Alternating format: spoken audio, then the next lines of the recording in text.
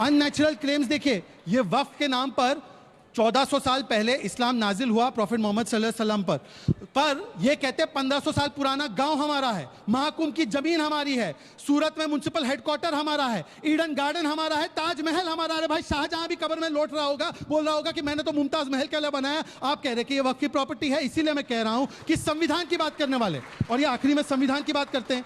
AIMPL भी बोलता है पूरे देश को शाहीन बाग बना देंगे। तेजस्वी यादव बोलते एक हो जाओ इंशाल्लाह जीत हमारी होगी।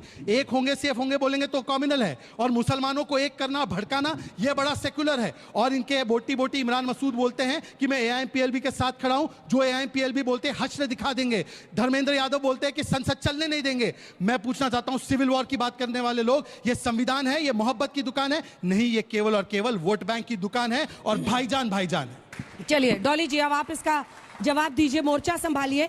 सच्चर कमेटी की रिपोर्ट आपके सामने कोट करना चाहती हूं।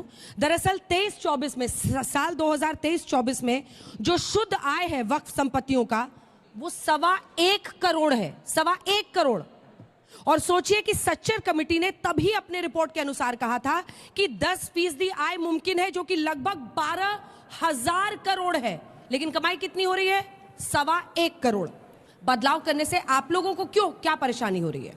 मैं ये कहकर अपनी बात शुरुआत करूंगी कि वक्फ तो बहाना है, असल में बस मुद्दा बनाना है, बस मुद्दा बनाना है। कैसे? इन्होंने कहा 1976 में इंदिरा जी ने बात कही, हाँ कही, लेकिन क्या चर्चा की बात इंदिरा जी ने नहीं की होगी? लेकिन अब क्या हो रहा है? बिना चर्चा के आप पास पे पास किए जा रहे हैं। समाधान किसी भी चीज का तभी होता है जब उस पर एक प्रॉपर संसद में डिबेट की जाए, उस पर आप बात करें, विपक्ष को सुने, विपक्ष क्या कह रहा है, सरकार क्या कहना चाह रही है। आप बिना चर्चा के बिल पास पे पास किए जा रहे हैं।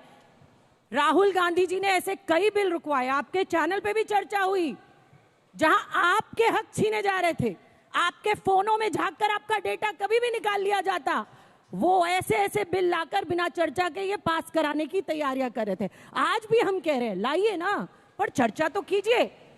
हम क्या कहना चाह रहे हैं वो सुनिए, आप क्या कहना चाह रहे हैं। हाँ, हो सकता है। तो जेपीसी में क्या हुआ? चर्चा नहीं हुई जेपीसी में? बिल्कुल नहीं हुई। जॉइंट पार्लियामेंट्री कमेटी में कहाँ चर्चा? बिना चर्चा के पास हो रहे हैं अंजना जी, बिना चर्चा के बिल पास हो रहे हैं। ये जो है बिना विस्तृत चर्चा के हर बिल पर मंजूरी, अरे ये तो सीधा संविधान पर हमला है। अल्पसंख्यक संविधानों पर, संस्थाओं पर को बदनाम करने की साजिश है। आप कहीं तो राशन पे राशन बांटते हैं, अल्पसंख्यकों को बिहार में चुनाव आ गया तो राशन बांटो, और कहीं इस तरीके की बातें कर रहे हैं। होली पर आप सिलेंडर तो दिल्ली वालों को दे नहीं पाए, हिंदुओं को। अब आपको चुनाव दिख रहा है, आपको जेडीयू को भी साधना है, अपने अलायंस पार्टनर्स को भी साधना है, तो आप जो है इस तरीके के काम करने लग गए। सत्यप्रकाश जी करिए, हाँ। सामाजिक सौहार्द को बनाते हुए करिए। सत्यप्रकाश जी जल्दी से भाईचारे को बनाकर करिए। 12% मुस्लिमों ने वोट किया बिहार में एनडीए को। अगर आप आंध्र प्रदेश के नंबर्स देखें तो टीडीपी और जनसेना को 32% मुस्लिमों ने वोट दिया, 4% बीजेपी को, तो 36% वोट एनडीए की तरफ गया। ऐसे में क्या आपको मुस्लिम वोट चाहिए? और अगर चाहिए तो वक्फ बिल पर जो ये नाराजगी है उसको कैसे आप संभालेंगे? अंजना जी, आपने कार्यक्रम की शुरुआत की कि क्या मुस्लिम वोट ही चाहिए। हमें समाज के हर वर्ग का वोट चाहिए, वो किसी जाति का हो, किसी धर्म का हो, किसी पंथ का हो, किसी वर्ग का हो। समाज के आखिरी हाशिए तक विकास की रोशनी पहुंचाने वाले नीतीश कुमार जी को 4 बार लगातार बिहार की जनता ने सत्ता दी है और सम्मान के साथ दिया है। हमने उन प्रयासों को बिहार में करने की कोशिश की और करके दिखाया कि जो 1989 का दंगा का फाइल था, जिस पर लालू प्रसाद यादव जी 1990 में मुख्यमंत्री बनते चुपचाप बैठ गए, कांग्रेस समर्थन में उसी सरकार के थी और 15 साल तक खामोश रही, कभी किसी को सजा नहीं मिली। नीतीश कुमार जी जब नवंबर 2005 में बिहार की मुख्यमंत्री पद की शपथ लेते हैं तो इस वादे के साथ लिया था कि भागलपुर के दंगे अभियुक्तों को, दंगा पीड़ितों को न्याय मिलेगा। सारे दंगा अभियुक्त जेल भेजे गए और दंगा पीड़ितों को न्याय मिला। तो हम इसको वोट के लिए नहीं कर रहे थे, दंगा पीड़ितों को न्याय मिले, मुस्लिम समाज को न्याय मिले, ये नीतीश कुमार जी की विचारधारा का एक प्रमुख बिंदु रहा। एक सवाल पूछ सकती हूँ? मैं उस पर आता हूँ लौट के। एक सवाल सुनिए ना जी। इफ्तार, आप कह रहे हैं मुस्लिम वोट नहीं चाहिए, इफ्तार पार्टी हर वर्ग का वोट चाहिए। हर का चाहिए ना, तो फिर इफ्तार पार्टी करते हैं। हमने ऐसा नवरात्र पार्टी तो सुना नहीं किसी नेता को करते हुए। मैं आता हूं उस पॉइंट पे। नवरात्रि में नीतीश कुमार जी पटना के हर पंडाल जाकर के आरती करते हैं माता का। आपको ये देखना पड़ेगा कि छठ में जाते हैं वो तो गुरु गोविंद सिंह के प्रकाश पर्व जो 350 प्रकाश पर्व था, 350 वर्ष होने पर, उस पर उन्होंने दुनिया में एक भव्य प्रकाश पर्व मनाया पटना में, क्योंकि गुरु गोविंद सिंह की जन्मस्थली है पटना साहब। तो नीतीश कुमार जी इस देश के सांप्रदायिक सौहार्द और सबके हक के लेकर के बात करने वाले नेता हैं। वक्फ बिल जब आया था तो बिहार में मुस्लिम संगठन उनसे मिला था और उन्होंने जो भी सुझाव और आपत्ति दर्ज कराई, जेपीसी में जो हमारे पार्टी के मेंबर थे दिलेश्वर कामत जी ने, उन्होंने वो सारी आपत्ति और सारे सुझाव जेपीसी में दिए हैं। अभी बिल पार्लियामेंट में पूरी तरह आया नहीं है, जेपीसी उस पर चर्चा कर रही है, तो चर्चा उस पर होगी, देश भी चर्चा करेगा। और यदि कोई प्रगतिशील समाज, यदि कोई न्यायवादी व्यवस्था को जन्म देना चाहता है जो प्राकृतिक न्याय के सिद्धांत के अनुरूप है, अभी आपका अगर जमीन कोई कह दे कि ये वक्फ बोर्ड का जमीन है तो आप सिर्फ ट्रिब्यूनल पे जा सकते हैं, सुप्रीम कोर्ट, हाई कोर्ट नहीं जा सकते हैं। ये सिद्धांत समाज में संविधान और प्राकृतिक न्याय के सिद्धांत के खिलाफ जरूर है। हम चाहते हैं कि मुस्लिम समाज में इस पर बहस हो कि आखिर वक्फ की जमीन जिस मकसद से दी गई, वक्फ की जमीन एक मकसद से दी जाती है कि कोई इस संसार को विदा होने से पहले लिख के गया कि चलो मेरे जमीन में स्कूल चलाना, तो ये कौन तय करेगा कि क्या उस जमीन में स्कूल चल रहा है या उस पर रेस्टोरेंट पट्टे पर दे दिया गया है? क्योंकि कई रिपोर्ट, मीडिया रिपोर्ट के मुताबिक ओवैसी साहब 3000 करोड़ का जमीन दबा के बैठे हैं। जो महाराष्ट्र का वक्फ बोर्ड का चीफ है 250 करोड़ का जमीन दबा के बैठा है। ऐसे कई रिपोर्ट्स हैं। तो ऐसे कब जांच करके सामने ये आएगा? मेरा मानना है कि मुस्लिम समाज को विश्वास में लेकर इस पर बहस और होना चाहिए। अभी बिल आएगा, जनता दल यूनाइटेड या जितनी टीडीपी, इस तरह की जो भी पार्टियां हैं, वो ये मानती हैं कि समाज जो आगे बढ़ रहा है, प्रगतिशील समाज, उसमें एक विवेकपूर्ण फैसला और वक्फ बोर्ड को नियंत्रित और पारदर्शी बनाने वाला फैसला होना चाहिए। उसके बाद बिल पर फैसला। देखिए आजकल हो क्या रहा है, हम लोग को पुराने राजशाही में ले जाना चाहते हैं, जहां पे महाराज बैठते थे, जहां अपना इस व्यक्ति से गलती हुई ऐसा पता चला है, बुलडोज कर दिया जाए। उठते उठते राजा साहब कहते थे हुक्म की तालीम हो। ये हुक्म की तालीम होगी? ये बाबा साहब का संविधान है, राजशाही नहीं है। और बाबा साहब के संविधान में अगर आपको कानून बनाना है तो आपको पार्लियामेंट से बिल पास करना पड़ेगा।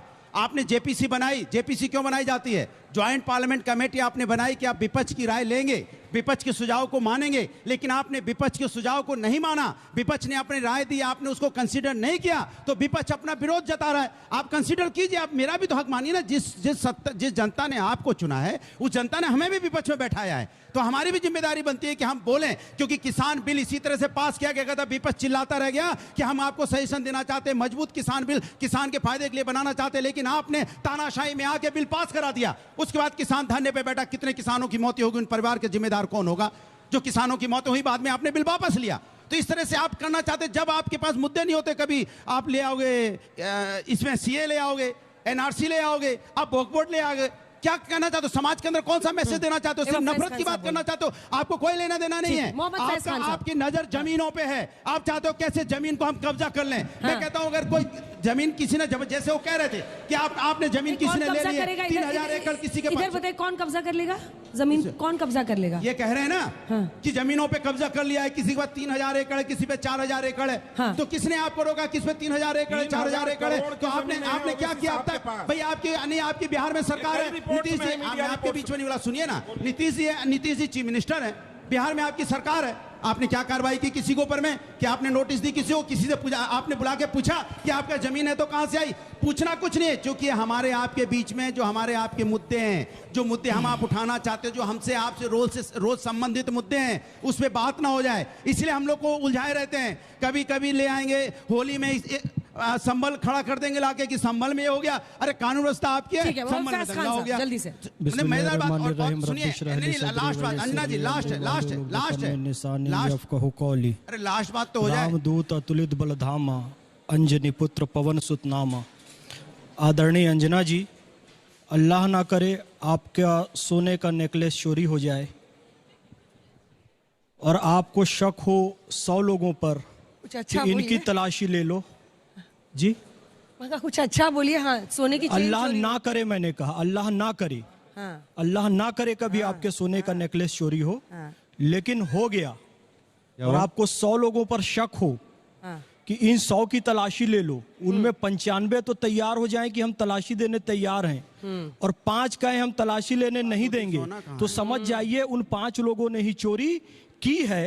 आम मुसलमान वक्फ बिल का विरोध नहीं कर रहा है, जो मुस्लिम पर्सनल लॉ बोर्ड और MIM के लोगों ने चोरी की है वही विरोध कर रहे हैं कि उनकी चोरी पकड़ी जाएगी, उनके जेब से सोने का नेकलेस निकल जाएगा, उनकी जेब से नकदी निकल जाएगी, सारी प्रॉपर्टी निकलकर बाहर आ जाएगी। आम मुसलमान तो इस बात का सपोर्ट कर रहा है क्योंकि उनके लिए अस्पताल बनेंगे, स्कूल बनेंगे, महाविद्यालय बनेंगे, तमाम सुविधाएं आएंगी, यहां तक कि 2 हमारे गैर मुस्लिम भाई भी आ जाएंगे, 2 महिलाएं भी आ जाएंगी। आज दरगाहों में सबसे ज्यादा डोनेशन हमारे सनातनी भाई देते हैं। अभी हम यहां चर्चा कर रहे हैं ना कोई 100 रुपए 200 रुपए किसी दरगाह में डाल रहा होगा। डेली 1 करोड़ रुपए महीने का 30 करोड़ रुपए हिंदू भाई वक्फ बोर्ड को देते हैं। तो यदि 2 भाई आ जाए, बहन आ जाए, तो इसमें समस्या क्या है? पारदर्शिता आ जाएगी, कलेक्टर साहब के हाथ में सब कुछ आ जाएगा, इसलिए इनको दिक्कत है। अब हाई कोर्ट और सुप्रीम कोर्ट में भी मामला चले